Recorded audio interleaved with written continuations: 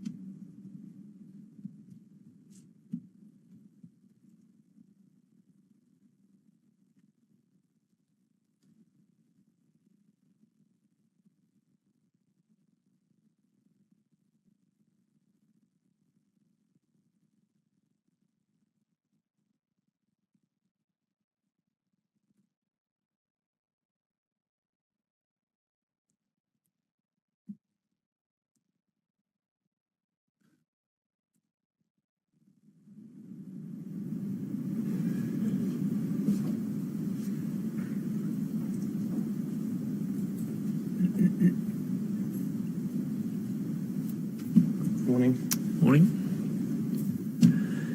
Mr. Caldwell, do you have any objection to taking an oath? No, that's fine, Mr. Chairman. Please stand. Take the Bible in your right hand and repeat after me. The evidence Which I shall give in these proceedings shall be the truth, shall be the truth, the whole truth, and nothing but the truth. and nothing but the truth. So help me God. So help me God. So my name is Ackerman, initial L, counsel instructed by the Broadbeach Law Group, seek leave to appear. Thank you. Yes, Mr. Rice. Is your name Cameron Mackenzie Caldwell? That's correct. You're current councillor for Division 2 in the Gold Coast City Council, correct? No, I'm the counsellor for Division 3. My mistake. You're appearing in response to a notice to attend. That's correct. I'll show you this first. Yep.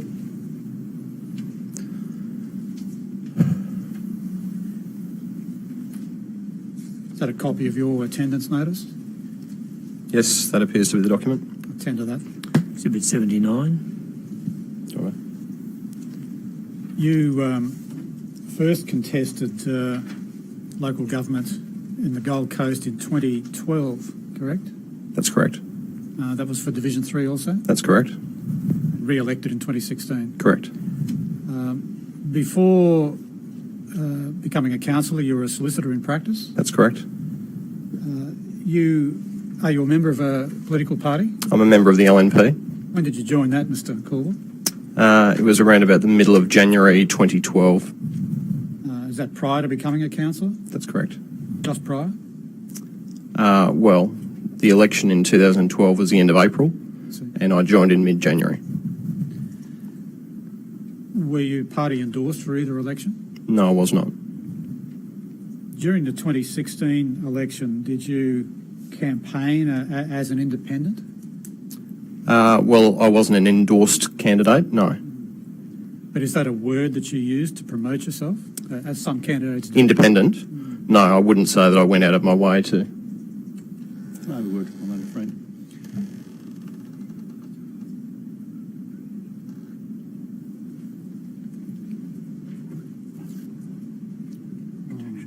It's already been done for you.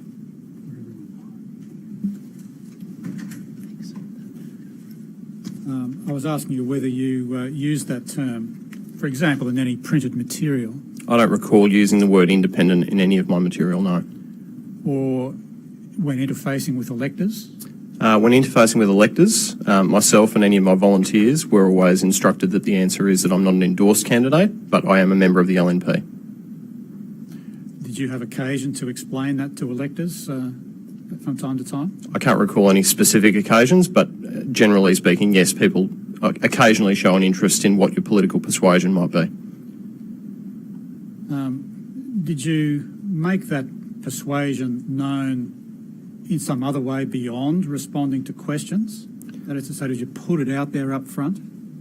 No. There is a single form that we complete when we nominate, and you are either an endorsed candidate or you're not.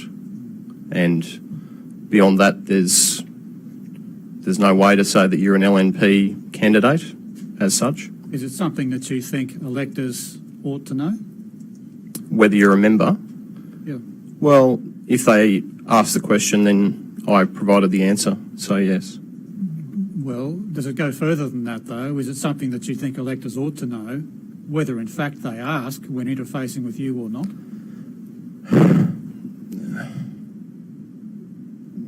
Well, I can only speak for people who've asked me the question, I guess. I mean, it's a matter for each individual to determine their level of interest in someone's political persuasion, if any. Well, your approach was to see whether people are interested and respond accurately. If I was approached on the issue, then I would always answer them truthfully, and I've given you an indication of the wording that I would use to explain that to them.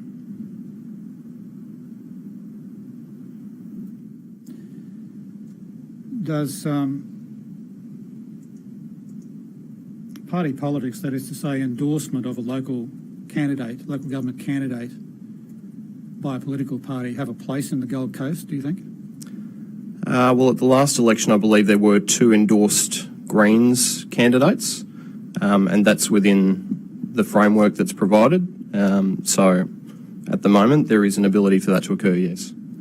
I was really asking you if you have a view as to whether that's the best way to serve the community's interest, or to keep the general style of non-endorsed candidates. Well, I think, look, people have largely been electing people who are unendorsed candidates, and I can't see any reason why that would need to change.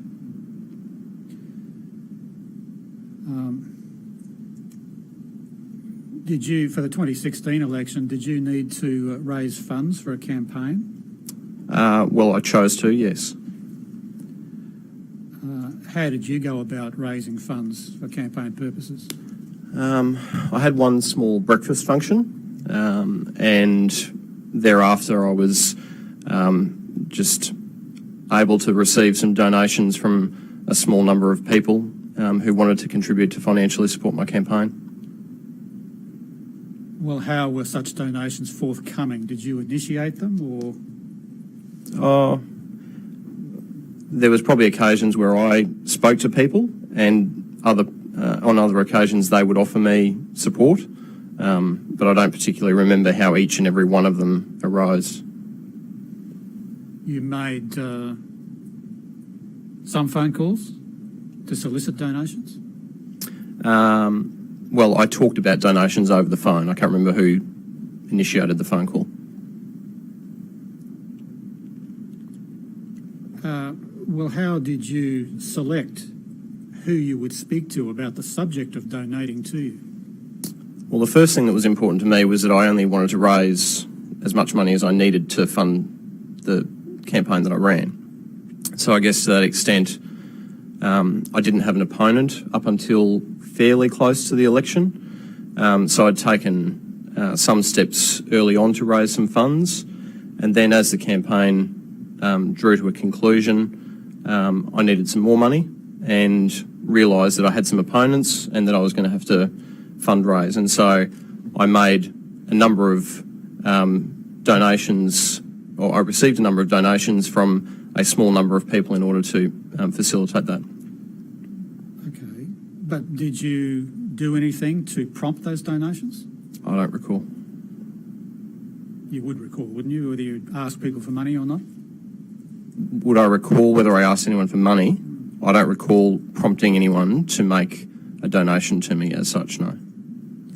There were occasions, I think you said, though, you had discussions, whether you initiated them or not, Yep. about the subject of making a That's donation? correct, yes. Oh, oh. As in providing bank account details, those sorts of things. Well, as you recollect, did you solicit donations or wait for the subject to be raised, in which case you would provide your bank account details? Well, I had the bank account details printed out on an A4 sheet of paper. So as I recall, most times I handed that to a potential donor and said, you know, these are the bank accounts, or this is the bank account, sorry.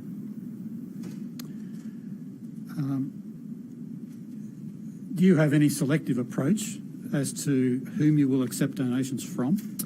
Well, as I said, the first thing was that I only wanted to raise what was necessary to fund the campaign, so that was my first parameter. The second parameter was that I tried to limit the number of donations that were received by way of number of transactions.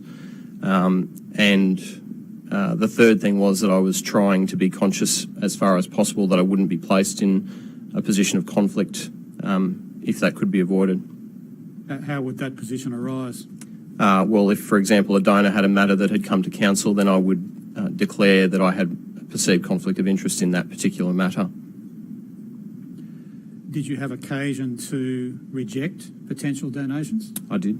Can you explain the circumstance or circumstances?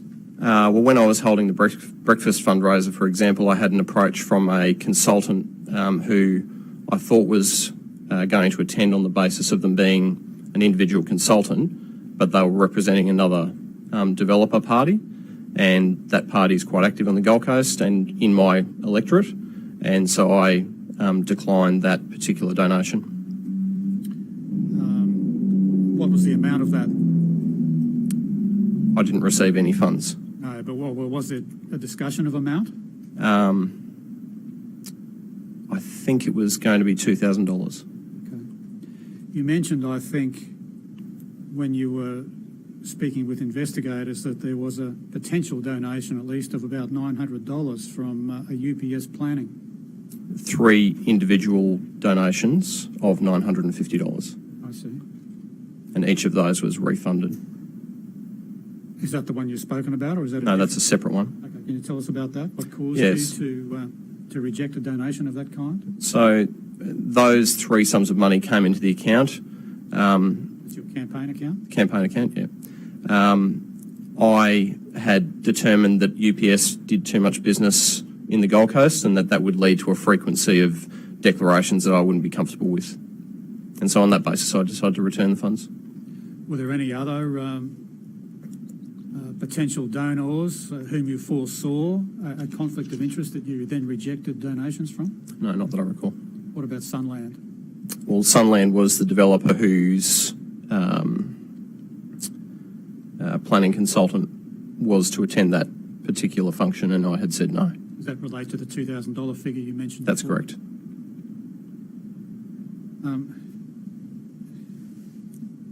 Do you have a particular role in council? There was an expression head of planning used when you were being interviewed.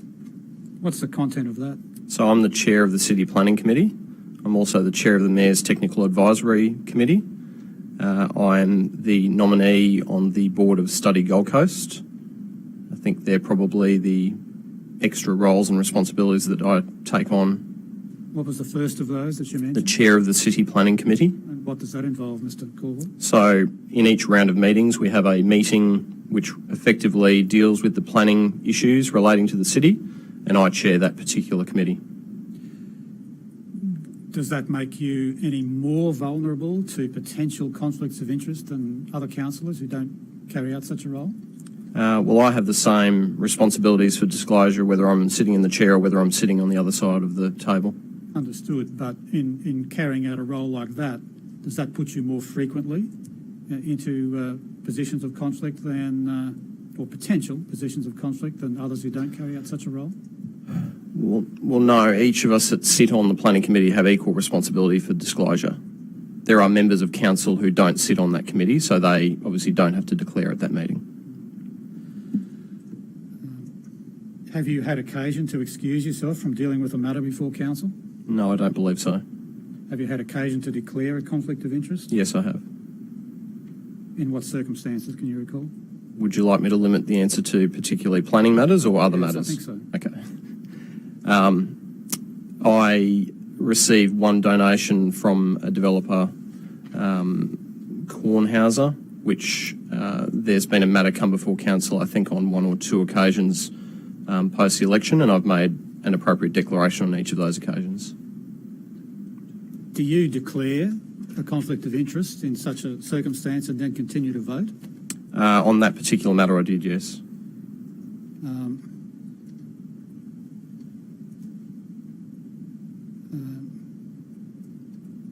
Has there been any occasion in which you've excused yourself from voting as opposed to declaring an interest and then proceeding to vote?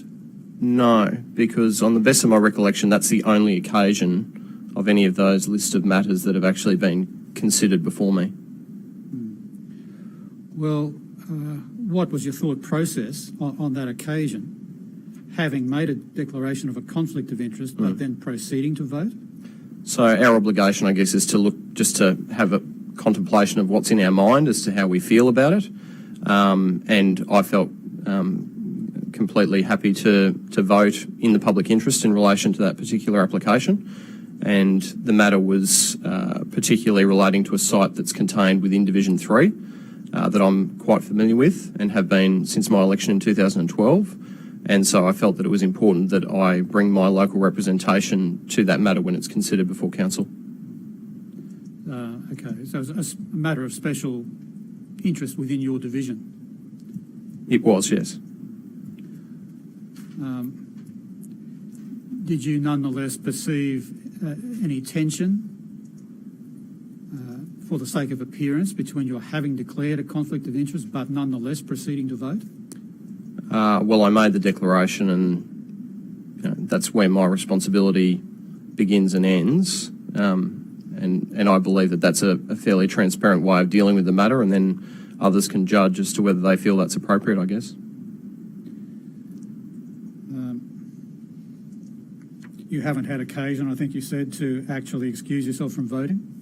No, as I said before, I've only, as I recall, mentioned one of those matters in relation to a conflict that's come before council at all. You completed a disclosure return after the election. Can I show you this? Yep.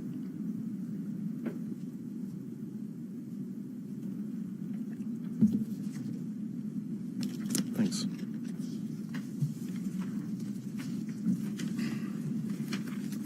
Is that a copy of the return that Yep, that looks like it. completed? It is to be signed 28th, perhaps, of June. That's correct.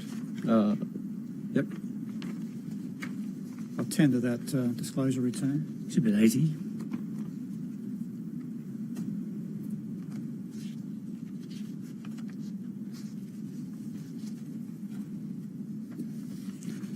Just looking at that list of donors. You mentioned Mr. Kornhauser, having received $2,000 from him. Yes. Can you identify for us those who you know to be property developers?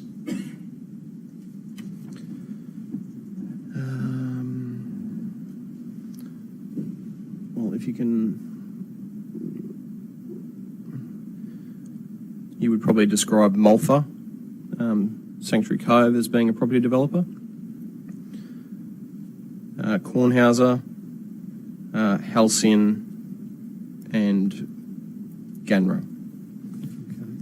Insofar as property development might be part of what they do. How did you come to receive $10,000 from Ganra Proprietary Limited? I had a discussion with Drew Steptoe, and he indicated that he wanted to financially contribute to the campaign. And What's his connection with Ganra, sorry? he's their, effectively their manager, or I guess he's the front person that deals with all of their business. Did you initiate a discussion about I donation? can't recall how that came about, but I recall speaking to him on the phone, and I recall providing him with the bank account details. Ganra, were you aware that Ganra had donated to at least one other candidate? Not at the time, no. Have you become aware since? Yes. There was a donation, I think, to Councillor O'Neill. Do you know about that? I think that's correct, yes. Any other candidates that Ganra has donated Not to? that I recall, no. You didn't know that at the time that you received that $10,000? No. It was reported in a newspaper article, I think.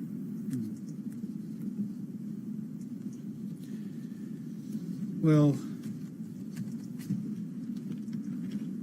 does taking or receiving a donation from such a donor increase or serve to increase that donor's access to you? No. You wouldn't feel any obligation to make time more freely available, more readily available than you might otherwise do? I deal with all of the requests for contact with me on a pretty even-handed basis. So,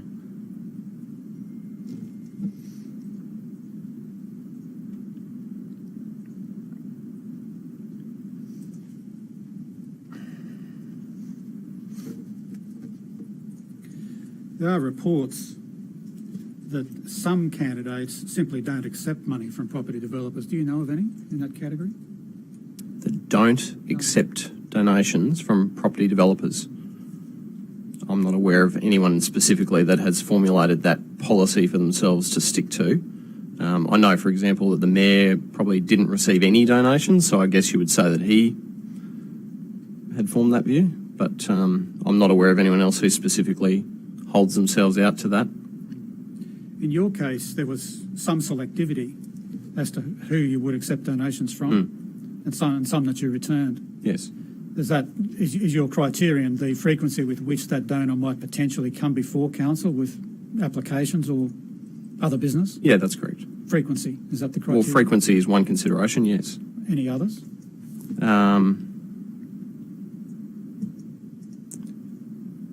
No, not that I can think of, no. All right, just a couple of other things. You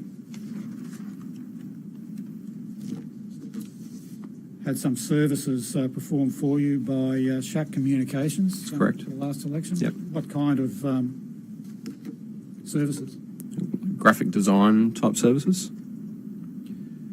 Did you know at the time Ms. Holzefeld personally? Yes. How did you know her? Excuse me. I've known Simone since about 2012. We've become good friends over that time, and so on the basis of the fact that she's a good friend and someone who's very competent in her field of expertise, which is marketing communications, I was quite happy to use her for those services. Was there any suggestion by any other candidate that No. she would be a good person to go to? No. Were you aware that other candidates had made similar use of her services? I've subsequently become aware, yes. You weren't aware at the time of the election campaign? At the time of the election campaign? Oh, at certain points during the election campaign, particularly later in the piece. But, I couldn't say when all of those particular people came to my knowledge as having been one of her clients. It's largely been reported in the newspapers. Well, from what you tell us, there was no arrangement, was there, between you and any other candidate that you would all use the same No, there was not. provider? No, there was not. Did you engage in any activity of promoting the election of another candidate? No, I did not. No joint how to vote cards? No. Did you, were you able to arrange volunteers for polling booth functions Yes, I on did. election day? Yep. How did you source the volunteers that you used? Well, I had a team of about 50, all of whom are personally known to me in some capacity. They included everyone from my mum and dad to my brother and sister and other friends, family, business associates over the years, all those sorts of things. Did you draw in any hierarchy from the Liberal Party to arrange volunteers for you? Some of the volunteers were members of the Liberal Party, yes, Yeah. Liberal National Party. But did you call on any hierarchy of the Oh, Liberal sorry, no, I didn't, no. to supply volunteers for you? No, Did the party provide you with any resources for the campaign? For your no, they campaign? did not. How many volunteers did you have? Do you remember? I said about 50.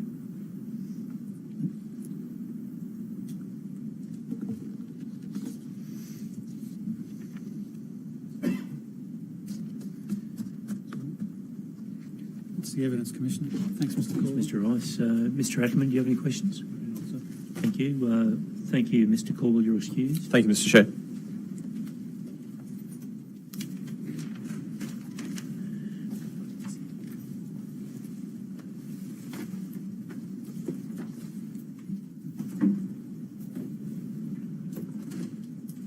Commissioner, I call Councillor Thomas Tate. Thank you.